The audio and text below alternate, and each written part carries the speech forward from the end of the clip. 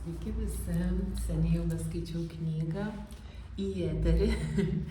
Šiandien pasiėmiau Naujoji žemė. Tikriausiai daug kas jau esate ją laikę rankose. Nėra iš lengvųjų knygų, kaip jie skaitosi, tai aš stengiuosi dabar knygą skaityti garsiai, įsigarsinti ir netgi paklausyti savo knygos. Tai šiandien žinutę ištraukiau tiesiog iš pajautimo, atsiverčiau puslapį, vidinio kūno pajautimas. Nors susitapatinimas su kūnu yra vienas iš esminių ego požymių, gera žinia ta, kad jūsų tokia tapatybė galite nesunkiai nutraukti. Nereikia stengtis įtikti savęs, kad nesate kūnas. Verčiau atitraukite dėmesį nuo išorinio kūno ir nuo minčių apie kūną. Jis gražus, stiprus, bjaurus, silpnas, nutukęs ir taip toliau. Ir nukreipkite žvilgsnį vidun, pajuskite ten pulsuojantį gyvybingumą. Visai nesvarbu, kokia jūsų kūno išorė. Po išoriniu pavidalu yra intensyvus, gyvas, energinis laukas.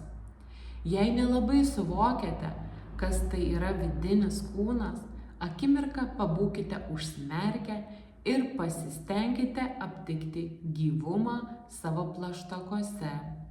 Neklauskite apie tai proto, nes jis atsakys, aš nieko nejaučiu.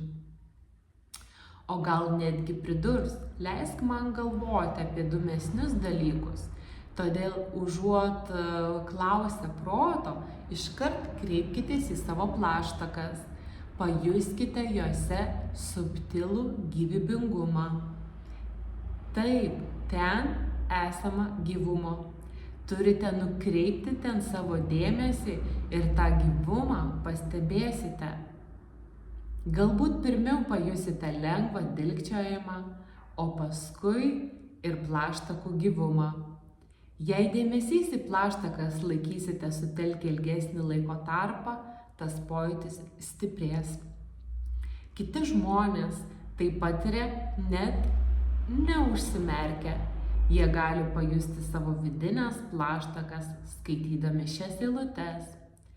Pajutę plaštakų gyvumą, pereikite prie pėdų.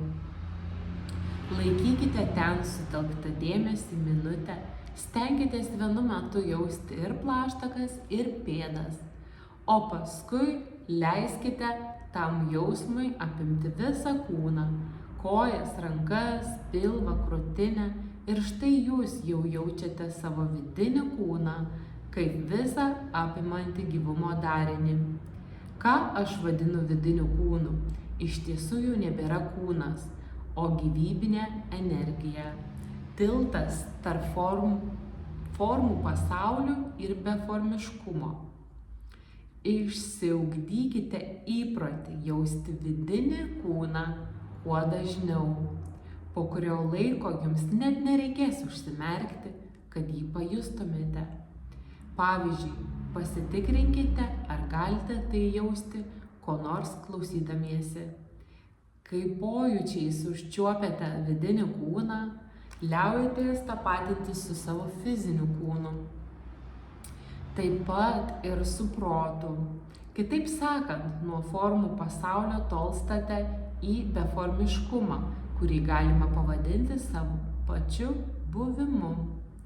Tai yra jūsų tikroji tapatybė. Kūno sąmonė jums ne tik padeda įsitvirtinti šioje akimirkoje, bet ir parodo kelią, kuriuo galite ištrūkti iš ego kalėjimo.